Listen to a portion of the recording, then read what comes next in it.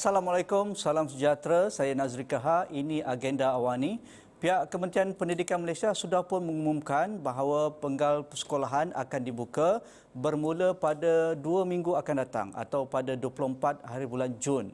Ini untuk membenarkan kelas-kelas peperiksaan terlebih dahulu untuk hadir ke sekolah, iaitu tingkatan 5 yang akan menduduki peperiksaan SPM, tingkatan 6 atas yang akan menduduki peperiksaan STPM dan juga peperiksaan yang sehubung dengan itu seperti STAM dan seumpamanya.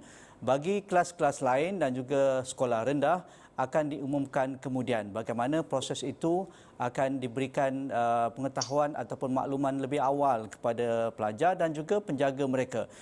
Ini juga menjadi persoalan bagaimana proses pendidikan formal akan berlangsung di sekolah, walaupun segala SOP dan juga tindakan yang akan dilakukan oleh pihak kementerian dan juga pentadbir sekolah sudah pun diberikan, dikongsikan kepada semua pentadbir sekolah, tetapi bagaimana bagi proses pendidikan itu dapat dijalankan dengan lancar dengan SOP dan juga menepati keperluan menangani ataupun memutuskan rantaian COVID-19 ini. Jadi di talian melalui Skype pada malam ini saya bersama dengan saudara Hasrizal Abdul Jamil, seorang pakar pendidikan kita yang juga pengarah pendidikan Yayasan Pendidikan Khalifah yang sedang melanjutkan pelajaran PhD di Oulu, Finland.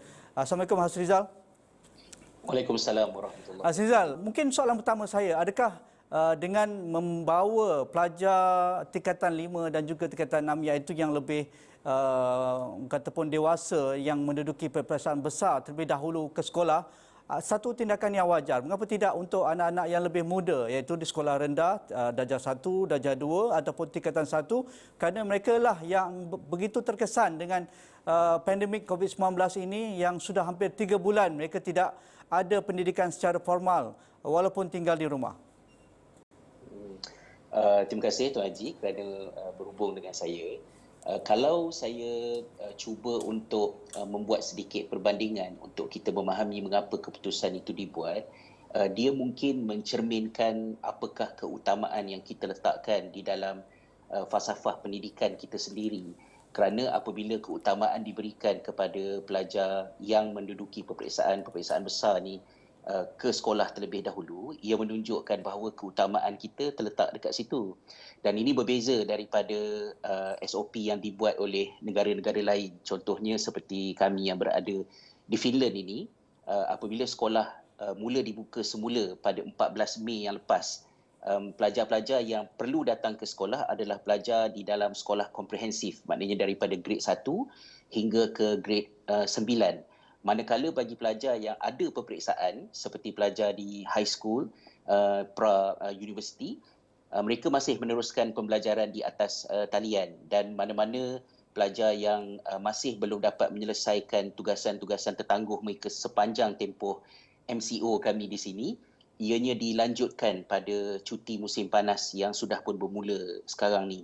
Kerana kalau di Finland ini, pembukaan semula sekolah itu memberikan keutamaan kepada pelajar yang lebih kecil atas alasan-alasan yang dikemukakan oleh pihak kerajaan di sini adalah untuk menyemak kebajikan pelajar dan bertemu dengan pelajar sebelum cuti musim panas bermula, iaitu sekarang ni lah dah bermula.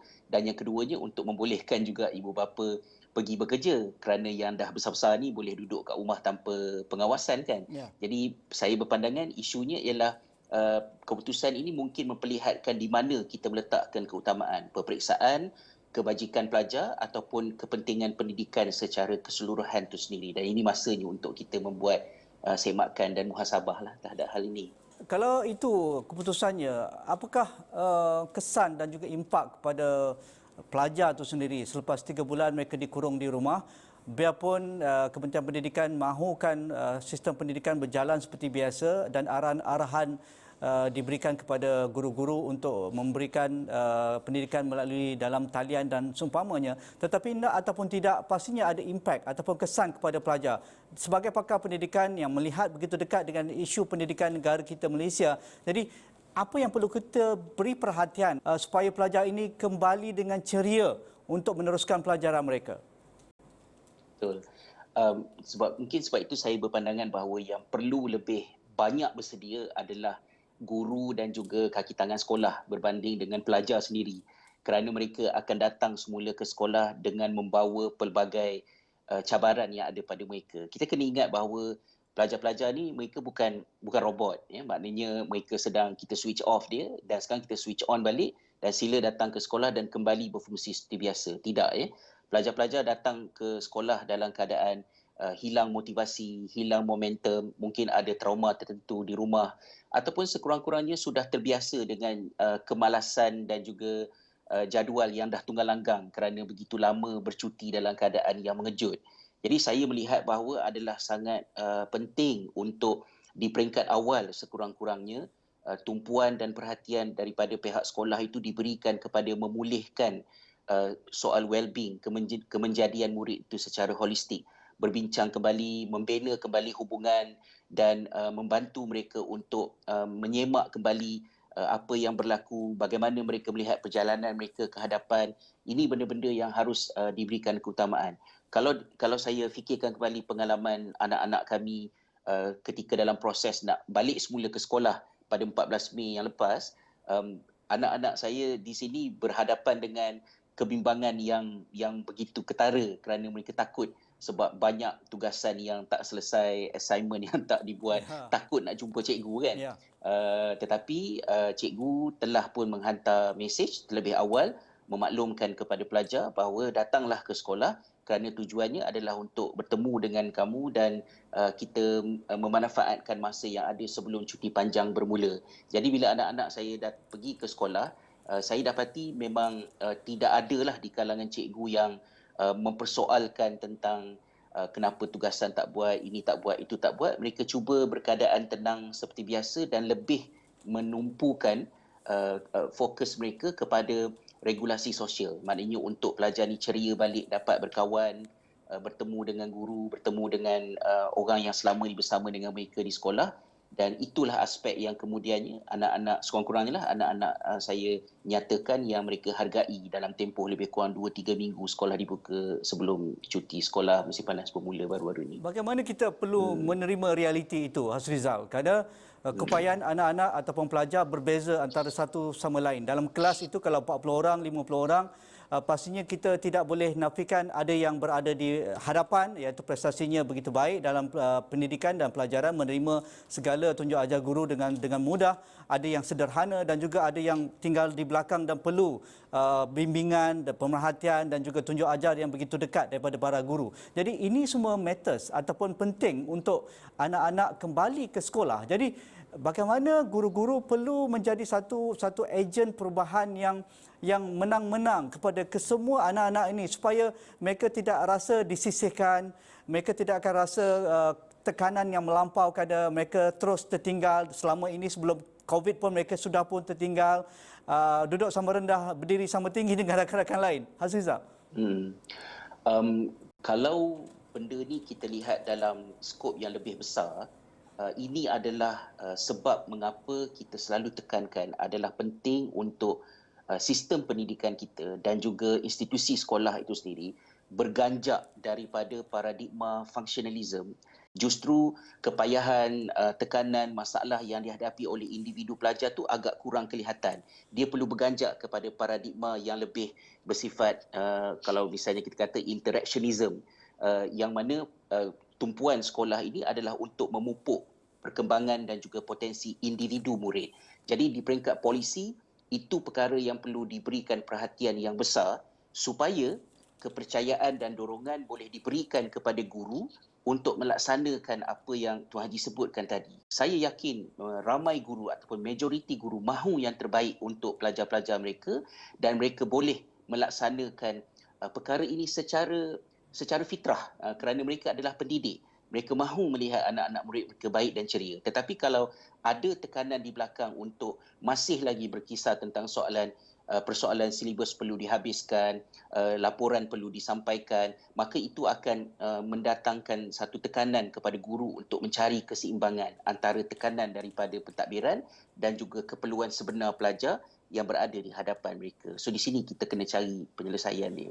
Kalau itu diberikan perhatian, kita sudah lihat ketika pandemik ini 3 bulan pun guru-guru kita begitu bersusah payah untuk reach out setiap pelajar mereka. Biarpun mereka pun tahu, mereka pun sedar ada kekangan yang besar. Tiada aksesnya, tiada gadgetnya, perantinya begitu orang kata pun terhad dan masing-masing ada masalah di rumah. Jadi tetapi mereka terus berusaha dengan cara apa pun mereka mahukan anak-anak mereka mendapat pendidikan secara tidak formal dalam talian ini. Mengapa tidak dengan segala susah payah para guru ketika 3 bulan ini dijelmakan semula di dalam kelas? Kerana mereka tahu reach out kepada setiap individu pelajar itu penting kerana mereka berbeza.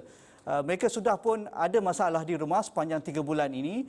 Kalau itu dapat dilakukan ketika pandemik ini, mengapa tidak diteruskan di dalam kelas pada menjelang 24 Jun ini?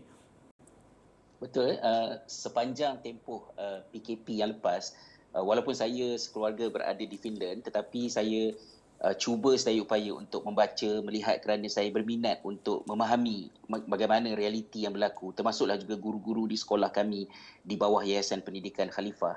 Jadi apa yang kita suarakan sebelum daripada pandemik itu sendiri menjadi semakin menyerlah tentang bagaimana pelajar-pelajar datang ke sekolah dalam keadaan mereka merasakan pembelajaran mereka kurang bermakna, mereka tidak ada ownership ke atas pembelajaran mereka. Jadi bila PKP itu terjadi dan pelajar-pelajar terpaksa meninggalkan sekolah, guru-guru dapat dan juga seluruh masyarakat dapat melihat contohnya pelajar-pelajar yang tidak mahu bersama di dalam proses pembelajaran di atas talian, sama ada kerana mereka tidak ada akses ataupun mereka sendiri memang kehilangan motivasi.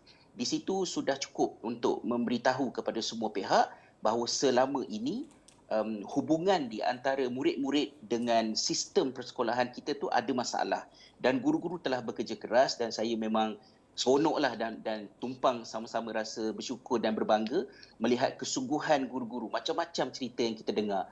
Ada yang berusaha sendiri menggunakan WhatsApp dan bukan menggunakan platform yang telah disediakan disebabkan oleh batasan-batasan tadi. Kesedaran guru terhadap cabaran murid, kesedaran guru terhadap kepayahan murid untuk memahami apa yang diajar yang menyebabkan cikgu kena lebih peka terhadap konteks pelajar apabila merancang pendidikan. Semua itu telah memberi satu pengalaman baharu yang sangat bermakna, yang bagi pandangan saya adalah sesuatu yang telah sekian lama kita suarakan, sesuatu yang perlu dibuat dalam keadaan biasa.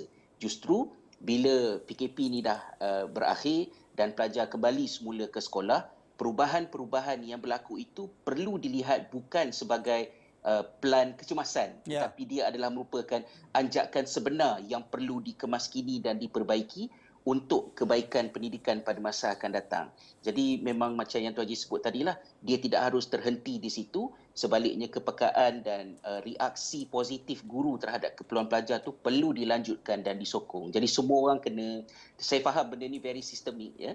Dia tidak mudah untuk diubah begitu, tapi kalau tidak sekarang, tak tahulah bila lagi kita nak buat perubahan ni. Kalau ini tidak dapat dilakukan, reformasi transformasi pendidikan negara ini pasca pandemik COVID-19 dapat diberikan perhatian, kerana kita sedia maklum silibus kita terlampau banyak, kelas kita terlampau besar, guru begitu membebankan kepada mereka. Mereka terpaksa mengajar begitu ramai anak-anak dalam kelas dan juga jumlah pelajar yang mengambil peperiksaan dan seumpamanya. Bagaimana semuanya ini dapat diberi perhatian dan diubah, dilakukan perubahan yang mungkin akan memberi impak lebih positif kepada sistem pendidikan negara. Azizah. Betul. Begitu, itulah yang saya nyatakan sebentar tadi, bahawa apa yang terjadi, kesan daripada pandemik COVID-19 ini adalah macam orang kata blessing in disguise kan. Maknanya dia adalah satu rahmat terhadap kita untuk menyemak kembali semua kebiasaan kita, bukan sahaja di dalam pendidikan, malah secara keseluruhan kehidupan kita. Suasana yang ada pada masa ini apabila pelajar tidak ada akses kepada teknologi dan yang sistem-sistem yang menyokong ini, menyebabkan kita terpaksa untuk mempersoalkan kembali apa yang penting dan apa yang tak penting dalam pendidikan kita selama ini. Jadi saya berpandangan bahawa terutamanya apabila melihat bagaimana merudumnya motivasi pelajar, termasuklah di negara Finland ini sendiri, dia memperlihatkan betapa pentingnya pendidikan di sekolah itu memberikan fokus kepada membangunkan kemahiran belajar, regulasi kendiri ataupun self-regulation. Pelajar mengambil tanggungjawab ke atas pembelajaran mereka supaya apabila berubah persekitaran, berubah suasana, ia tidak menghilangkan terus keterikatan ataupun engagement pelajar terhadap proses pembelajaran tu. Maknanya kalau tak ada sekolah sekalipun, tak ada teknologi sekalipun, pelajar masih lagi berfikir untuk belajar, untuk menambah pengetahuan mereka walaupun tanpa orang kata pengawasan daripada guru. Tetapi selama ini apa yang menjadi masalah kepada pendidikan kita ialah apabila pelajar tidak ada ownership. Mereka seumpama datang ke sekolah itu sebagai pekerja. Tugas mereka adalah untuk memenuhi apa yang disediakan untuk mereka. Walaupun pelajar telah menunjukkan melalui tingkah laku, melalui tak ada semangat mereka bahawa apa yang disediakan itu tidak semestinya relevan dan bermanfaat pada diri mereka. Jadi bila sampai kepada situasi macam sekarang ni, memang sungguh-sungguhlah kita kena tanya balik apa yang penting dan apa yang tidak penting dalam pendidikan, mengurangkan kandungan pembelajaran dan lebih menumpukan perhatian kepada membangunkan kualiti pembelajaran dalam diri anak-anak itu supaya mereka menjadi orang kata pelajar sepanjang hayat, iaitu semangat sebenar yang perlu ada di sebalik pendidikan yang baik.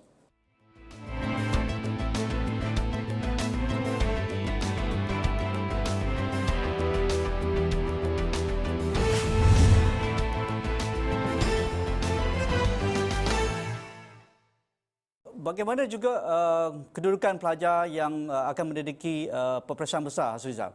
Betul, pihak kementerian sudah pun membuat pengumuman bahawa tiada PT3, tiada UPSR. Itu satu langkah yang besar sekali dan melegakan banyak pihak, dan itulah yang dimahukan oleh pemain taruh dalam bidang pendidikan. Mereka mahu sistem pendidikan tidak lagi berorientasikan peperiksaan, tetapi nak ataupun tidak mesti ada assessment ataupun benchmark yang perlu kita berikan bagaimana tahap penerimaan mereka sepanjang mereka berada di sekolah rendah dan juga sekolah menengah. Sekali lagi, bagi berlaku adil kepada anak-anak yang akan menduduki peperiksaan besar SPM, STPM, STM, vocational dan sebagainya menjelang tahun hadapan. Jadi adakah dengan 3 bulan yang mereka hilang ini, adakah wajar mereka terpaksa dibebankan dengan silibus yang sama, dengan sistem pemerkahan yang sama, dengan sistem pemantauan yang sama, Hasrizal? Ya, selama ini kita sudah selalu, terutamanya bagi mereka yang sentiasa bercakap tentang soal reformasi pendidikan, bahawa konsep peperiksaan yang kita laksanakan selama ini adalah tidak organik. Tidak organik dalam arti kata dia tidak menceritakan kompetensi dan potensi sebenar pelajar. Sebab apabila situasi macam sekarang ni berlaku, kita boleh bayangkan sebelum pandemik COVID-19 ini terjadi, sudah berlaku daripada semasa ke semasa bagaimana ada pelajar yang mungkin mereka itu perform dengan baik sepanjang proses persekolahan, tetapi menjelang peperiksaan SPM ataupun STPM sebulan, 2 bulan sebelumnya ada yang jatuh sakit, ada yang mengalami masalah emosi dan sebagainya yang telah menyebabkan mereka tidak dapat perform dengan baik untuk peperiksaan tersebut. Lalu keputusan yang keluar itu lebih rendah daripada potensi sebenar mereka.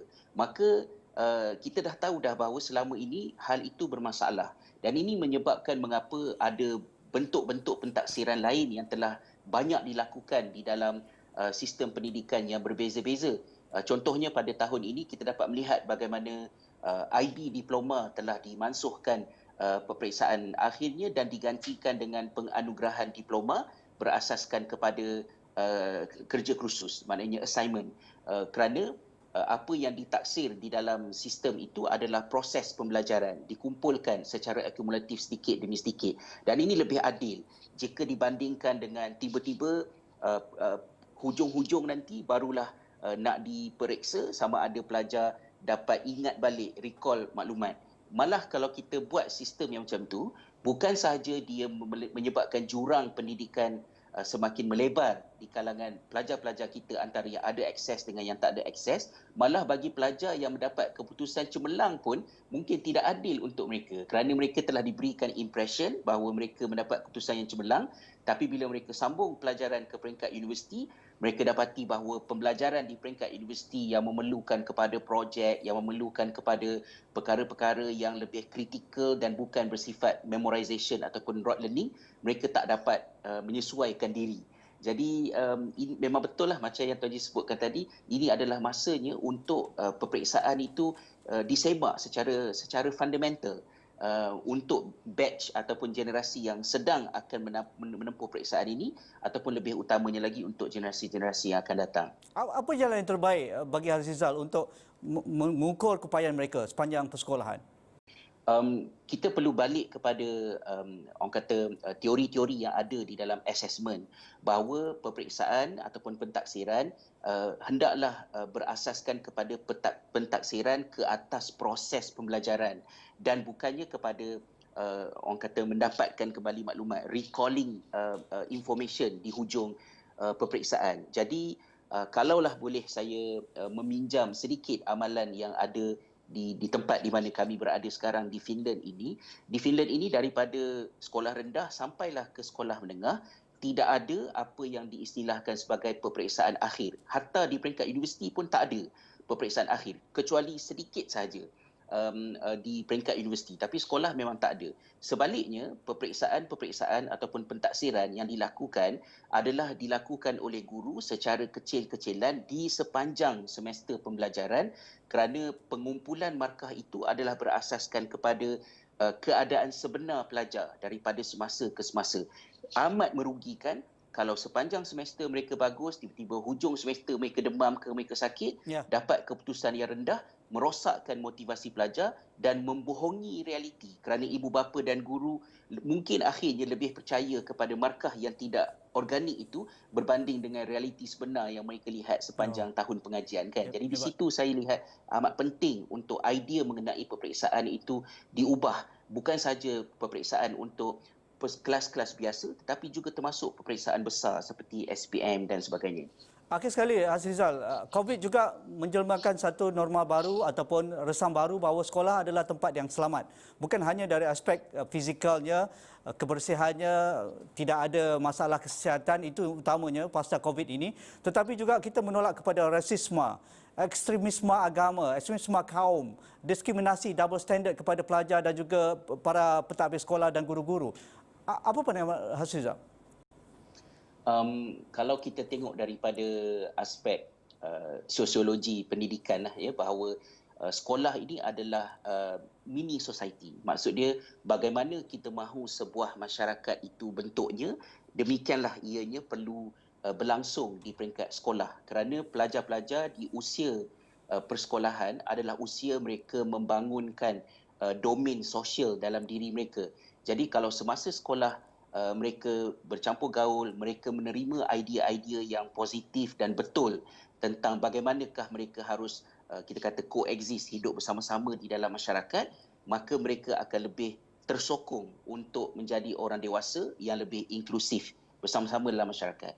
Tapi kalau di peringkat sekolah mereka hidup di dalam orang kata buih-buih mereka sendiri, di dalam bubble mereka, maka walaupun mungkin di peringkat usia katalah 20-an, 30-an mereka mendapat kesedaran bahawa mereka perlu meletupkan belon-belon tersebut dan keluar bersama dalam realiti masyarakat, mereka akan berdepan dengan kesukaran untuk membiasakan diri. Ini apa yang saya sedikit sebanyak berasa agak bersyukurlah apabila kami, mungkin kehidupan agak susah bila kami datang ke Finland ini, tetapi terpaksa mengubah dari segi pergaulan apabila selama ini hidup tertumpu kepada satu bangsa dan satu agama, di sini bertukar. Dan apabila mereka bercampur gaul dengan masyarakat yang lebih besar, kesedaran anak-anak terhadap identiti mereka sebagai Muslim itu ada sisinya boleh saya katakan jadi meningkat lebih baik.